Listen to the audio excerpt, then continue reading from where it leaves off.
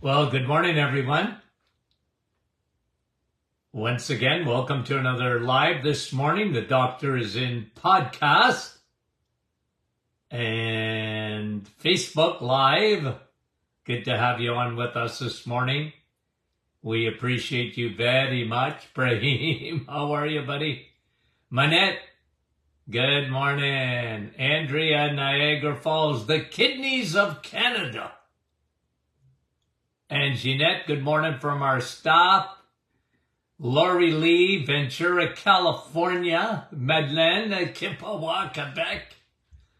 Good morning to you. Mary from Norwich.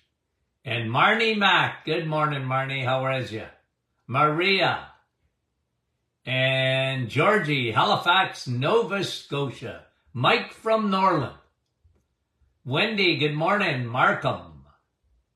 Nick from our staff. And Vince, how are you? Yalaun, bonjour. And Sandy, Chilliwack, British Columbia. Rita, Nouveau-Brunswick. Linda, St. Jude, Quebec. David, Ridgeway. And Lori, Cambridge. Jocelyn, Baxter. And Danny, good morning. Vera, Newfoundland. Micheline, bonjour. Peggy, good morning. Kevin, I've been waiting on you, Kev, from Oshawa. Bonnie, Manitoulin Island. Gorgeous. Francis, good morning. Nellie, good morning. And Rita, I'm going to say hello to Doc McEwen because she's usually there. Sue, how are you from Manitoulin? Debbie, Nova Scotia. And another Debbie. And Debbie, 3 Debbies in a row, one from Timmins. Sandy from Noble. Mary, PEI. Esther, Baytown, Texas. Arlene, good morning. Sharon, 56 degrees. Wow, in Kansas. Bev, Tina, Lee's, Sudbury, never heard of it. Suzanne, couple more. Rita, good morning. Jocelyn, and Patricia, Windsor, Monique, 15th day of reset, good for you. Faith, Sonia, Aylmer, Elaine, and Sharon. Here we go. From Alberta, Cecilia, good morning. Susan, nice to have you on. And many of you, Kathy, how are you? 52 in Portland. Holy moly. And Linda from New Brunswick, and Heather from Port Dover, and Debbie. Boy, lots of Debbies this morning. Okay, now, I want to, hi Maureen from Boca Raton. I'm going to give you some headlines again. Like this is headlines week. But I think what we are going to do is headlines Monday. Okay? And why not? I mean, these are good. Resistant training. 4 months of resistant training. This was a study done. And I read it in an article. In 4 months. Okay? And this was not with a change in the diet. Can you imagine had they done the reset and then 4 months of resistant training? Now listen, I don't care what age you are, you can do resistant training. Get stronger. Get stronger. Everyone, because usually when we age, hey, Tony Jr. is 50 years old today. Dr. Martin Jr., my partner in crime, 50 today. I was shaking my head this morning and thinking in September of 1973, my son was born, I tell you. And I'm laughing because I'm thinking, man, time flies. 50 years. What does that make me? Wow. But guys, I can't emphasize this enough. We went over this.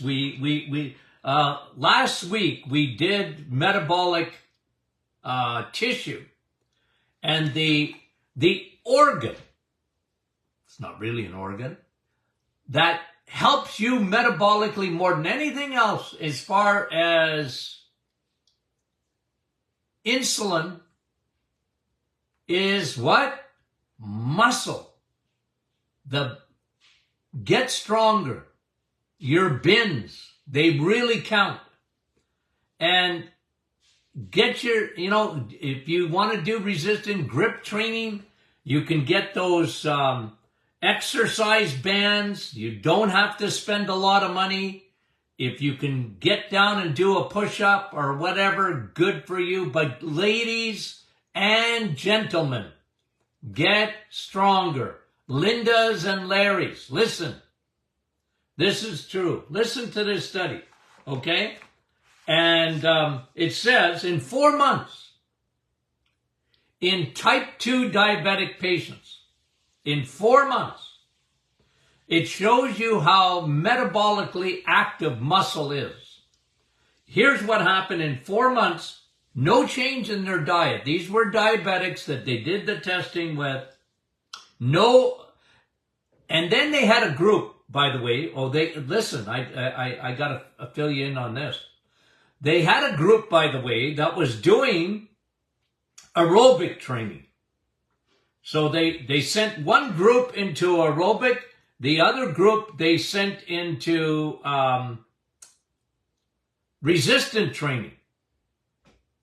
Okay, so dumbbells, barbells, bands, hand grippers. Get strong, guys. Get strong. Okay? Now, have we been consistent about this? Yes. Okay, so they separated the two groups. No changes occurred in the aerobic group. Now, I'm not saying aerobics is no good. I don't say that. You know me with my short and sweet. If you want to know what the sweet spot is for exercise, you do not have to do a lot. Okay? You do not. I like 15, 20 minutes, 3 to 4 times a week. I found that with me, with my patients over the years, 3 to 4 times a week, 15 to 20 minutes. Get stronger. Listen to what happened. In 4 months with diabetic, they were already diabetics. Okay? And it wasn't just move. No, it wasn't move. It was get strong. And here's what happened. Their blood sugar went down. Their A1C went down. Their triglycerides went down. And their HDL went up in 4 months. Guys, we're learning more and more about muscle. And what it does. Ladies, you need muscle. Okay? Don't be a cardio bunny. That was the essence of this study with diabetics. Don't be. I like walking. Okay, guys? I like walking. It's good for you. I got no problem with it.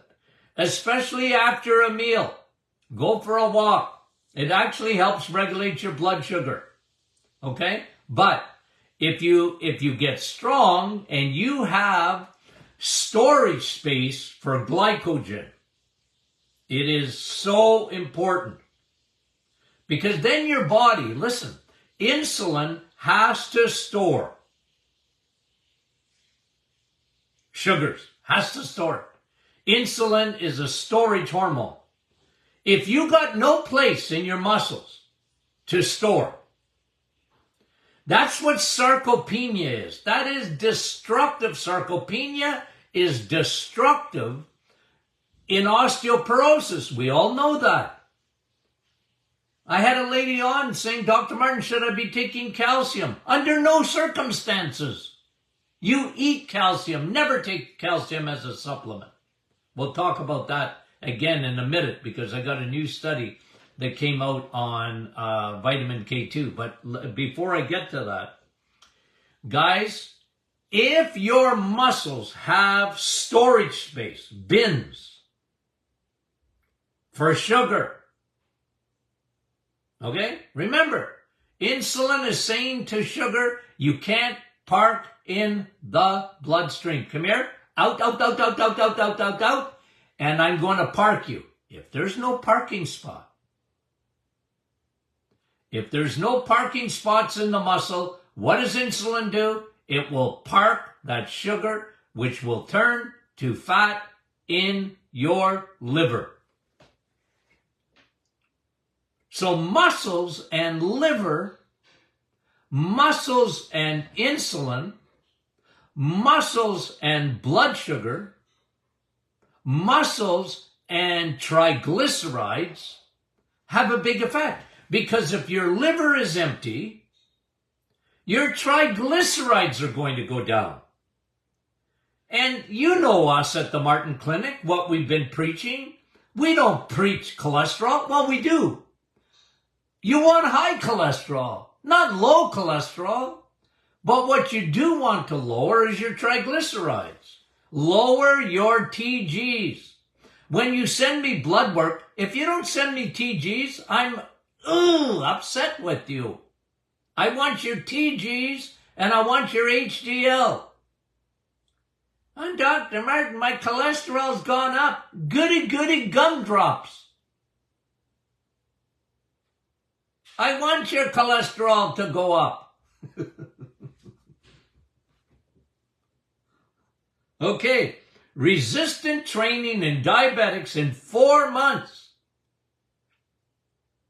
Okay? Now, you know me. You can't out-exercise a bad diet.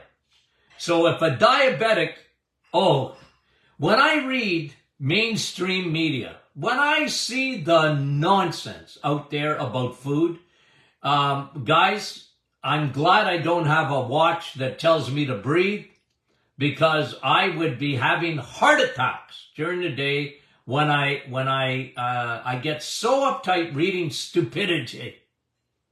Diabetics, they need carbohydrates. Diabetics better start their day with cereal. And, they need to be snacking on carbs. It literally nauseates me when I see that stupidity. A diabetic has an allergy to carbs. It's an allergy. I used to tell my patients, you and carbs don't get along. What? I love carbs. I know, but they don't love you. It ain't mutual. You love carbs, but they don't love you. Resistant training in 4 months in diabetics lowered their A1C, which I like more than blood sugar. Blood sugar has a tendency to fluctuate. Okay? I don't concern myself with blood sugar near as much as I like to see A1C. That'll tell me. That'll tell me more about your insulin than anything else, A1C. And it's got to be below 5.4.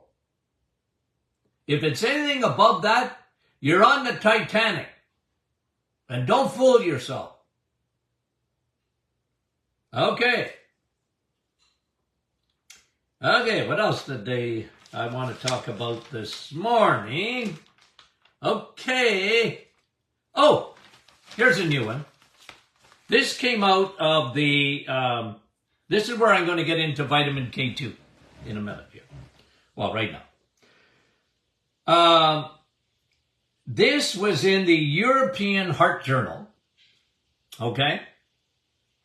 And it was the effect of vitamin K2 supplementation on coronary artery disease.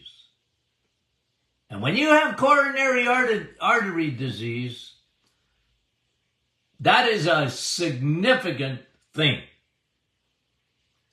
You know, makes you much more susceptible to myocardial infarction. It makes you susceptible to heart attacks, susceptible to stroke, and it ain't good. Okay? Here's what they said.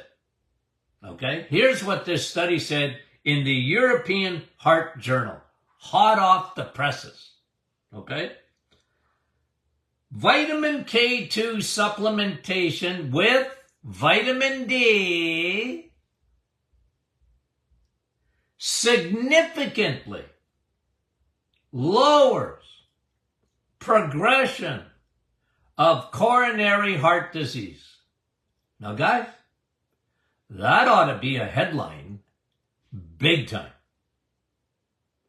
Vitamin K2, what have I told you all along? You guys know this. I'm not even going to ask the question. I'm going to fill in the blank myself. Guys, vitamin K2 is the Rodney Dangerfield of vitamins. And the reason I say that is because it gets no respect.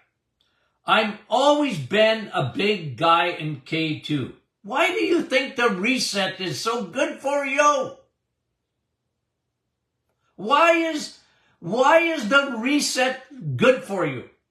Dr. Martin, all that cheese, all that butter, without bread, all that eggs, and all meat? Are you kidding me, Dr. Martin? I said, yeah, because what they've been telling you is lies, plus it's a religion with a lot of people. It really is religious, you know? And the young people are buying it like hook, line, and center. It's craziness. Avoiding the animal kingdom. It's insanity on steroids, guys. I had a patient ask me yesterday, a former patient asked me yesterday, Dr. Martin, what do you think of, and it's on Netflix or something. I said, it gives me a headache. It's propaganda. They don't want you eating meat. But listen, let's get back to, so I don't get too uptight here. Major study, meta-analysis study, looking at the effects of supplementation of vitamin D with K2. Oh, isn't that? So, guys, look at our vitamin D with K2. Okay, just for supplementation for a second, then I'll talk to you about food. Why do I do that? Why do I put vitamin K2 in with vitamin D? Okay, because K2 takes calcium out of your blood vessels. When you take a calcium supplement, don't ever do it. But if you do, you're making a big boo-boo. You don't need calcium. Eat your calcium. God gave you, listen, calcium, okay? Vitamin K2 in food together. So when you eat a piece of cheese, you're getting calcium. Everybody knows that. Dairy has calcium. Don't ditch dairy, by the way. Switch it. So anybody listening to us, there's always new people on, okay? And dairy got a bad rap. I don't like that because I don't want people to ditch dairy. I love dairy. I just don't like store-bought, grocery store-bought milk because that's white Pepsi. Because what happens that before the milk gets to the grocery store, they denature it. Man thinks they're smarter than God. So what do? Oh, Dr. Martin, fat makes you fat. Fat gives you cholesterol. Fat, we got to take it out of dairy because it's fat. For 50 years, I've been screaming, blue murder. I'm the farmer's best friend. Let's get back to the farm. And wouldn't it be nice if we all had a cow in our backyard and we could drink milk again? But you don't need milk, but you need cheese. Why do I say eggs, meat, and cheese? Eggs, meat, and cheese. Because you need cheese. It's perfect in nature, the way God meant it to eat. Why? Because it has calcium. Good. But you can't take calcium without vitamin K2. So, Dr. Martin, there's lots of calcium in spinach. Yeah, but it ain't getting to your bones. Why? Because it doesn't have vitamin K2. It has vitamin K1 in the plant kingdom. I'm not saying it's no good. I'm just telling you it's overrated. Dairy is what you need. Cheese. And you need eggs, because eggs got calcium and vitamin K2. When you eat meat, you got calcium in meat. Did you know that? Yeah, there's calcium in meat. Combined with vitamin K2. You think, I get unbelievable when I see this study, okay? I see this study and I go, I'm going to guarantee you something. This will never see the light of day, and there won't be 1% of physicians, 1%, that'll be influenced by this study out of the European Journal of European Heart Journal. It won't influence them because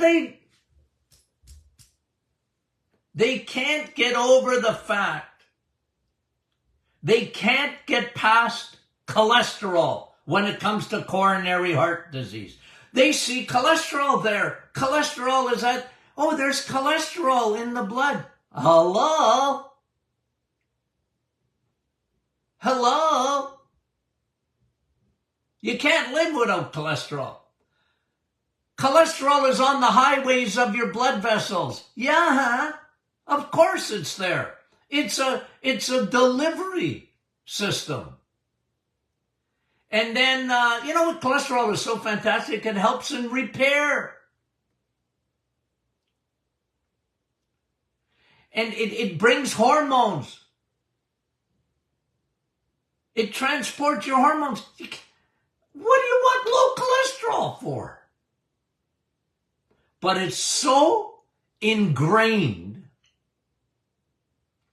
in the craw of most physicians. It's so ingrained, you can't even talk to them about it. Two, blood work I looked at yesterday, and at the top it said, and my doctor said, I better get my cholesterol down. Why? Why? Isn't it better to listen, vitamin K2 will take calcium. What do you think coronary artery disease is? It's calcified blood vessels. Calcified. Calcium. Calcium. Well, calcium's good for you. With vitamin K2. Not without. Oh, Dr. Martin, I got osteoporosis. I know. And it's because you got no muscle. And you're taking calcium, which will do nothing for you. Because it doesn't get to its intended destination. You want calcium to end up in your bones while you eat cheese. Oh, Dr. Matt, cheese has got a lot of calories. Who cares? It don't matter.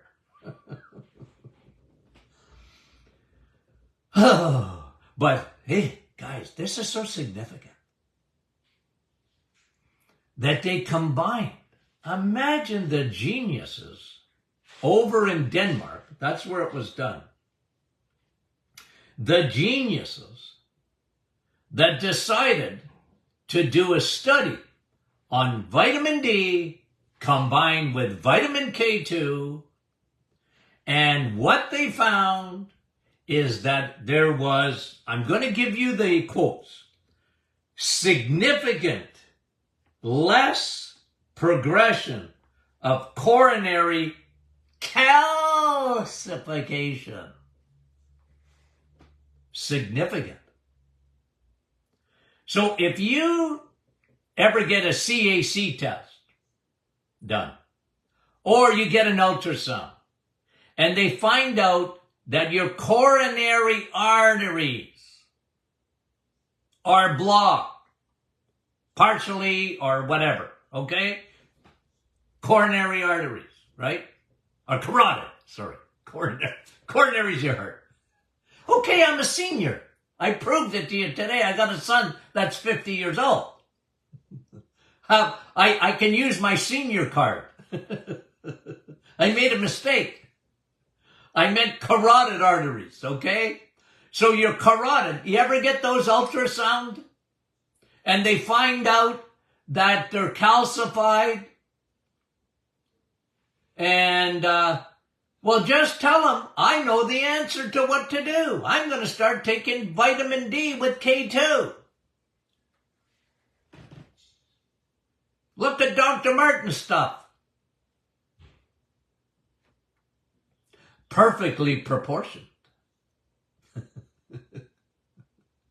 But these geniuses, and I mean it, in Europe, yeah, they said, yeah, like the results were significant. Guys, that's a headline. That is so stinking important. Isn't it? You know, the medicine, God love them, okay? Just understand, you having a heart attack, don't call me, okay? If you're having a heart attack, don't call me. I mean, you could call me and I'll pray for you. But I'm not the physician that you want to see. You want to see my son-in-law, okay? He's an emergency physician. They're the best. Emergency physicians, by the way, are the best doctors. They see everything. And medicine is great for that. Okay? But I can tell you that once you get to a cardiologist, it's almost like they look for love in all the wrong places. Like if you would show them this study, show them, him or her, cardiologist, look what vitamin D does combined with vitamin K2. Holy moly. I doubt if they're going to recommend it. I doubt it. They're so scared. Physicians are scared skinny, and they've been made scared skinny, and I talked to you about this so many times about vitamin D, because they're always worried vitamin D was meant for rickets and not much else. And and stay out of the sun and blah, blah, blah. You guys have heard it 1,000 times. They will take, dermatologists are going to have a field day and, talking about Jimmy Buffett for the next, he had skin cancer. I told you. Except I told you yesterday when I did the deep dive and I looked at Merkel, skin cancer, very rare, by the way. The tumors progress significantly when you don't have enough vitamin D. Well, there you go. The very opposite.